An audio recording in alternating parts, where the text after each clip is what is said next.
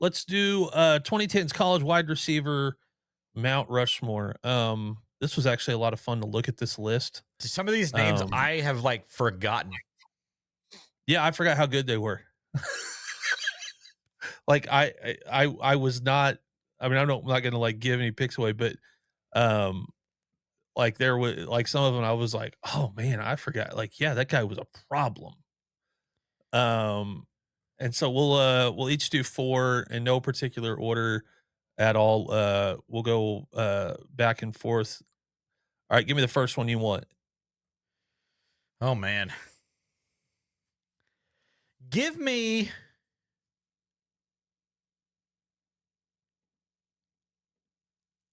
Let's go the highlight reel. Give me Tavon Austin. I want to put him on Yeah, my Mount Rushmore. he is the greatest highlight reel in the history of college football wide It's receivers. unbelievable. Ohio State actually, after their spring practice the other day, you know, they always have that camera set up going back into the locker room. There's like a question underneath. It was the most random or the best highlight tape you've ever seen. And like half the players were talking about Tavon Austin.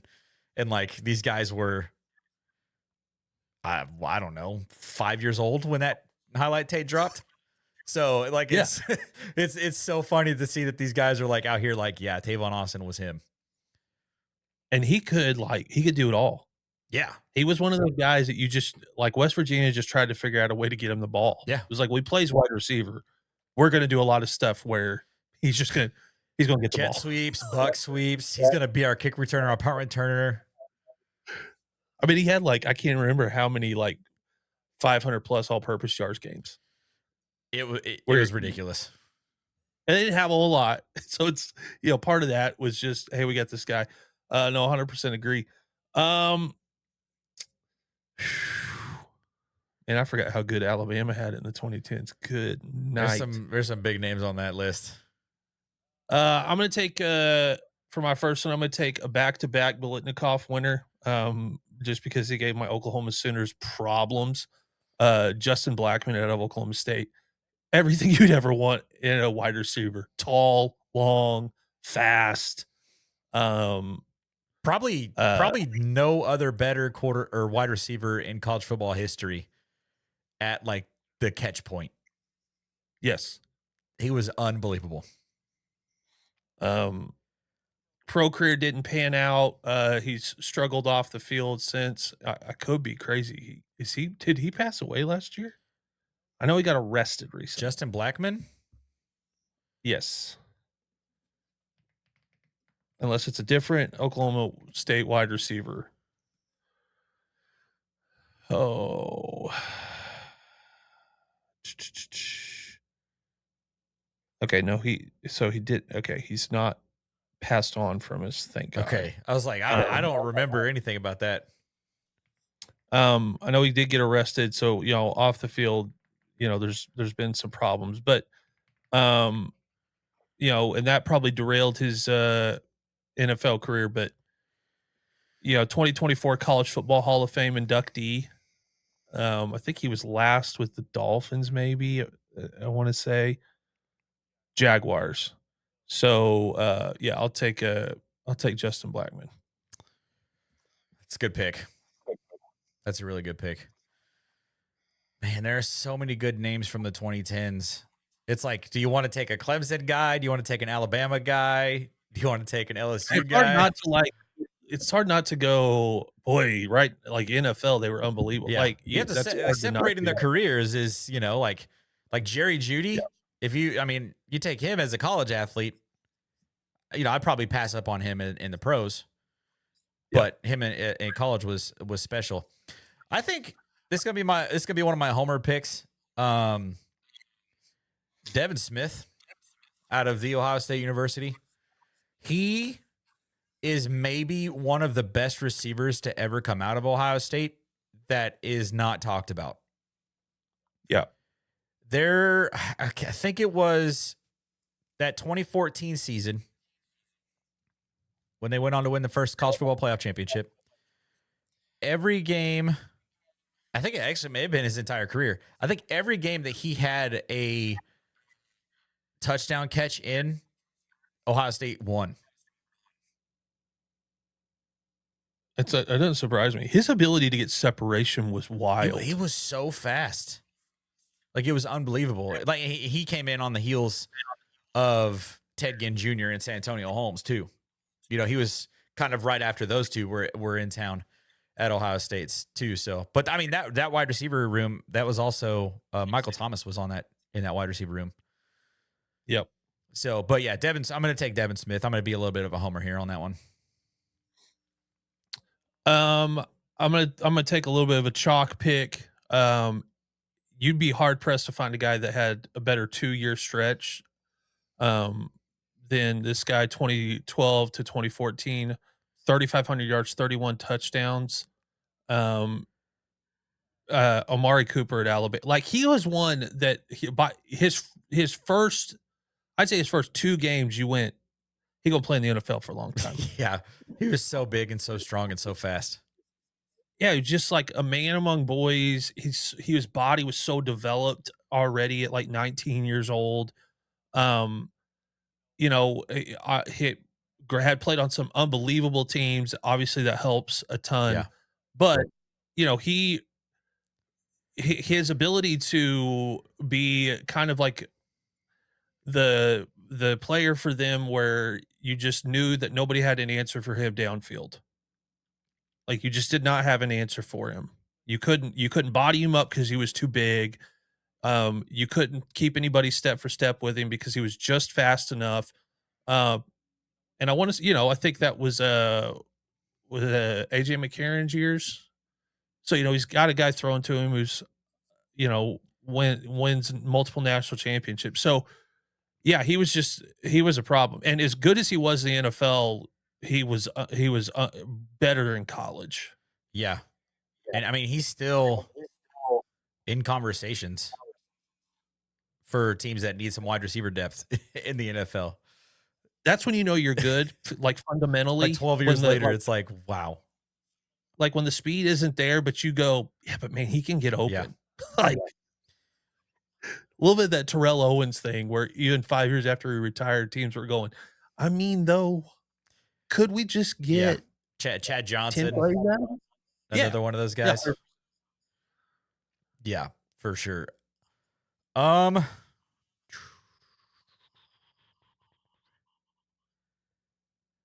Give me Sammy Watkins.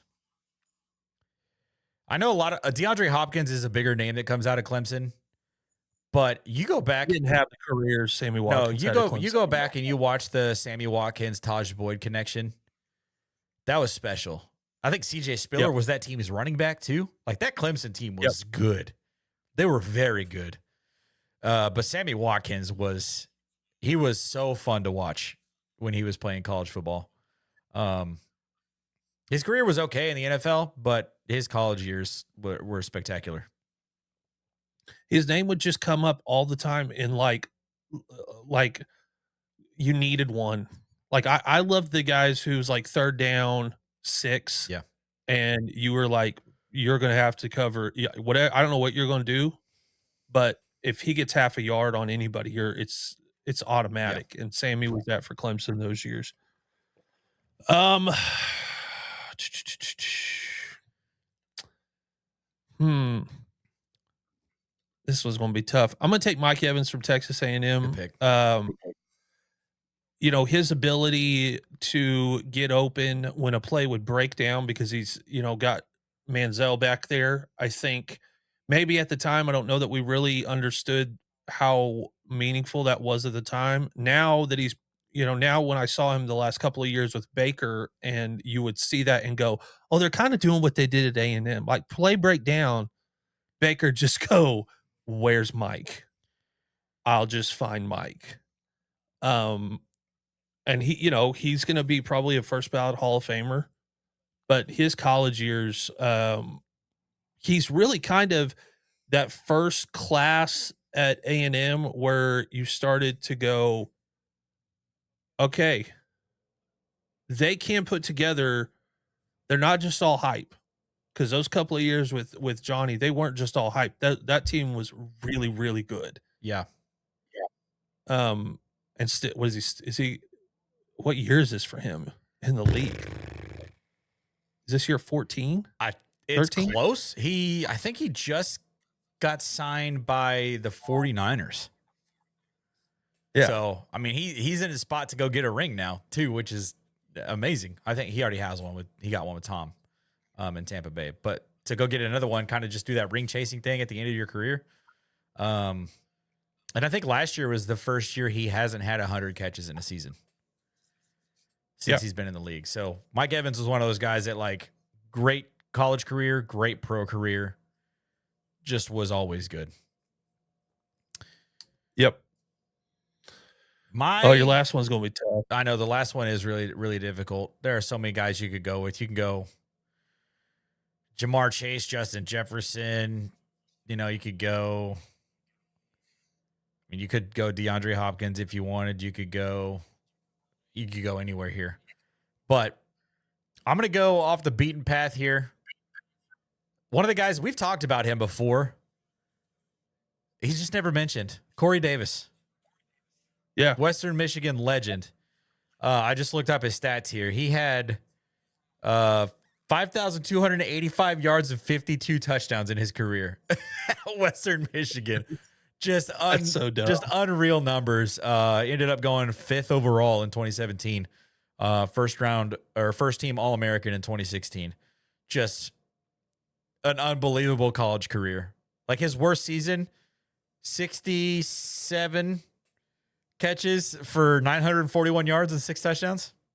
That's his worst year. Some wide receivers would kill to have that kind of a season. Yeah. So, yeah, Corey Davis. My last one, I'm going to give some love to a guy that had an unbelievable college career. You knew it wasn't going to work in the NFL because he was a little bit older. And it's Ryan Broyles at Oklahoma. Yeah. Set the NCAA reception record. Didn't, like, physically nothing that, like, was just going to, like, jump off the page to you. 5'10", 190 pounds. But, you know, he just had something, whatever it is. Yeah. He just had something. And he was a ton of fun to watch. And here's how you know when someone's good. Every time an Oklahoma quarterback would get into the NFL, like, his name would start coming up of, like, well, could you bring Ryan in? Yeah. Like, it's like, you know, he's not it, but could you bring him in? Like, you know, and still hangs around the university quite a bit. He's my brother actually did some work for him. He, like, flips houses, still drove the same car he got in high school, still, like, one of those, like, down to earth guys. Owns a bar on campus corner. That's cool. Never like buys into too much hype. You can see him walk around campus, you know, and taking pictures of people. Super humble guy.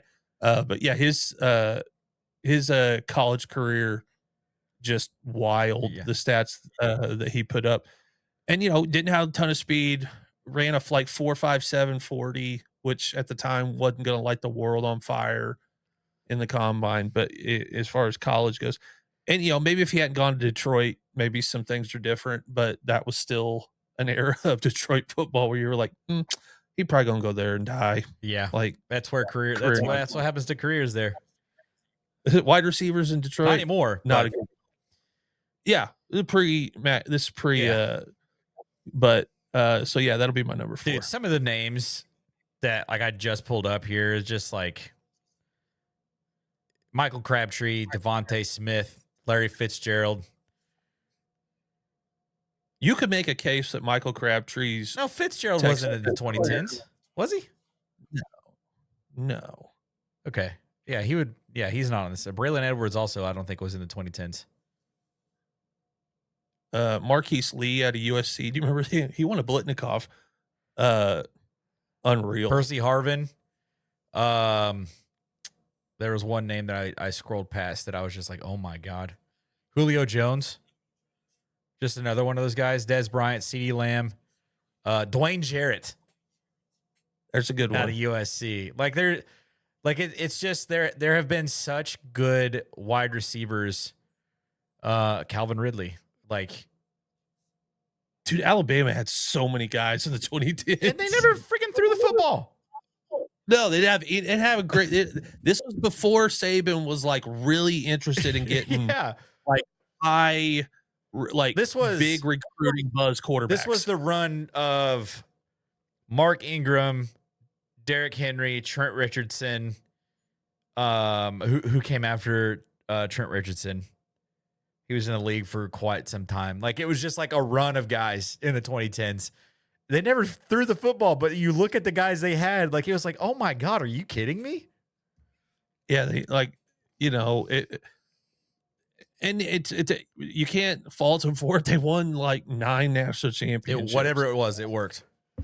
It worked, but Nick Saban. I want to shout out a couple of guys from small schools. Antonio Brown's Central Michigan career was unreal. CTESPN.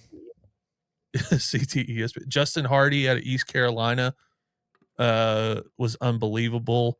And then AJ Brown out of Ole Miss. And listen, there wasn't nothing else going on at 2018 at Ole Miss other than AJ Brown. Yeah. And there's a team about to send 2 first-round draft picks to the Eagles right now to get him. To get that. Isn't that wild? So he's been around for a minute and he's still dominant.